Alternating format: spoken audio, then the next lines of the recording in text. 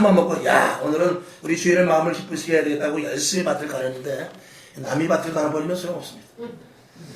하나님이 원하는 일, 하나님이 기뻐하시는 일이 무엇인지를 분명히 알고 하지 않으면 우리의 신앙은 허공을 키는 것과 같습니다. 그래서 능력을 발휘하고 권능이 나타나고 병든 자를 치료했다 할지라도 도무지 내가 너를 모른다 이렇게 말할 수도 있습니다. 요한계시록에 보면은 촛대가 옮겨지는 교회가 많이 생깁니다.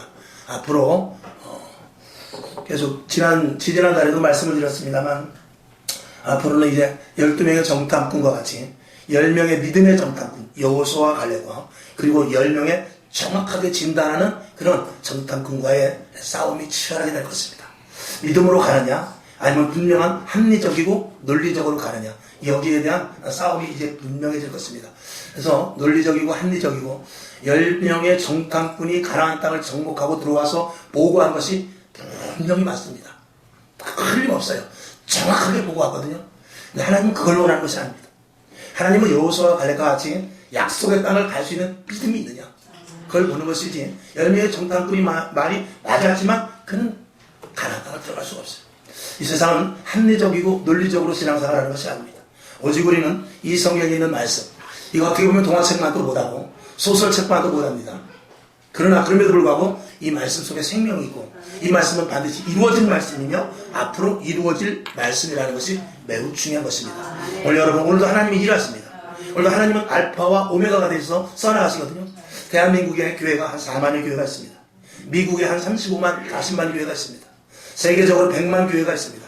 하나님은 100만 교회를 다 이끌고 가는 것이 아니라 주류 교회가 있습니다.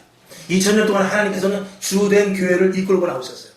하나님이 원하시는 교회, 교회가 1000개가 됐든지 10,000개가 됐든지 하나님이 끌고 가는 교회가 있어요. 그것이 지하교회가 될 수도 있고 그리고 지상교회가 될 수도 있고 대형교회가 될 수도 있고 소형교회가 될 수도 있지만 하나님이 끌고 가는 교회가 있어요. 2000년 동안 하나님은 많은 교회를 세우시지만 2000년 동안 끌고 온 교회가 있는데 그 속에 우리가 들어가야 돼요. 그 속에 들어가지 않는 주님 오셨을 때 아무런 소용이 없는 것입니다. 오늘 그래서 여러분 주님의 일하심 역사하심 속에 그 속에 들어가 있어야지 색감과 같이 비주류로 되어 있으면 소용이 없습니다. 그거를 들러리라고 말합니다. 이 땅에 들러리 교회가 있어요. 크고 작고를 떠나서 이 땅에 들러리 성도가 있습니다. 염소 같은 성도가 있고 들림받지 못하는 성도가 있고 그리고 왼편에 선자들이 있습니다.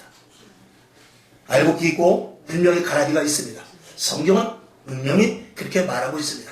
주의적인 저로서도 항상 두려운 것은 하나님의 말씀을 전해놓고 실컷 전해놓고 지옥 갈까봐 그게 가장 두려운 것입니다. 여러분 한 사람 한 사람 식구와 같이 굉장히 가족과 같이 중요하기 때문에 저는 언제든지 긴장하지 않을 수가 없는 거죠. 자식을 저도 둘 기르지만 예전에 어른들이 자식을 7, 8씩 길렀습니다. 얼마나 기르기 힘든지 모릅니다. 그런데 성도가 100명이 되고 200명이 되면요 자식과 같이 기를 수 없습니다. 굉장히 힘듭니다. 그리고 부교육자와 또 본교육자는 차이가 있을 수도 있습니다. 그런 것들을 극복해서 교회가 앞으로 성장되고 교회가 많이 부흥돼서 숫자들이 많아질 때 감독 관리하실 수 있는 분은 성령님밖에 없습니다. 성령님이 하시지 않으면 그 교회는 사람의 교회가 될 수밖에 없거든요. 그래서 주님께서 내가 아버지께로 올라간다. 내가 아버지께로 올라가서 하나님 보좌 앞에 내가 앉아있는데 내가 너에게 성령을 보내주실 거다 그랬어요.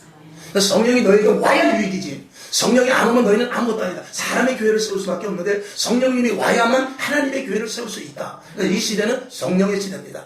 사람의 지식의 시대가 아니라 성령의 시대이기 때문에 반드시 성령의 조명을 받고 말씀이 해석돼야 되고 반드시 성령님이 감독자 되셔서 교회를 이끌고 가지 않으면 그 교회는 아무리 크든지 작든지를 떠나서 불쌍한 교회라도 할 수 없어요. 화려한 교회라도 할 수 없어요. 성령의 인도하심을 받지 못하면 그 교회는 들러리 교회가 될 수밖에 없는 것입니다. 여러분 한 사람이 남든 두 사람이 남든 간에 끝까지 하나님 앞에 성령의 인도하심을 받아서 하나님의 역사 속에 같이 흐름 속에 끌려가는 여러분 될 수 있기를 주님의 이름으로 축원합니다. 아멘.